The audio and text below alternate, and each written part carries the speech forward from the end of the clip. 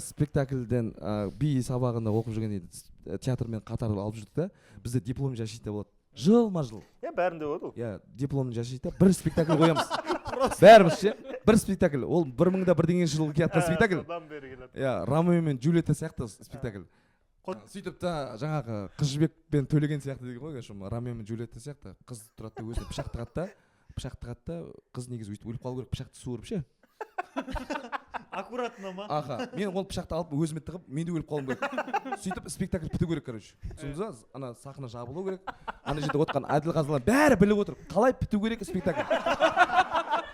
Менің партнер қызым ойнайды ғой жаңағы. Махаббатсыз өмір ме? Бірдеңе. И бір кезде ана бізде үлкен тұлғалы кісілер болады театрда. Ана Тұңғышбай Жаманқұлов деген сияқты кісілер отырып қалады ғой бір жюриде. Сол қыз көрді ана біреуді ше, жаңағы жюриде отқан. Патер болып өліп қалды. Көріп қалды да пышақты суырмай. Сойгенше өліп қалды. Осылай ше, ойлашы. Осылай өліп қалды, осылай. Пышақты алуға да ыңғайсыз.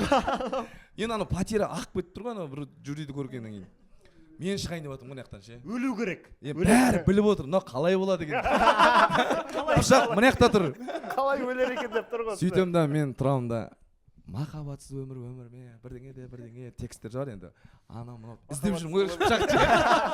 Таппаймын ғой пышақты. Ойлашы, свет кішкене қараңғылау ғой енді. Бірдеңе. Қыздан аттап қоямын ше. Жоқ, пышақ. Пышақ болса өзіңе тығып өліп қалу керек қой. Бәрі біледі. Махаббатсыз өмір ме.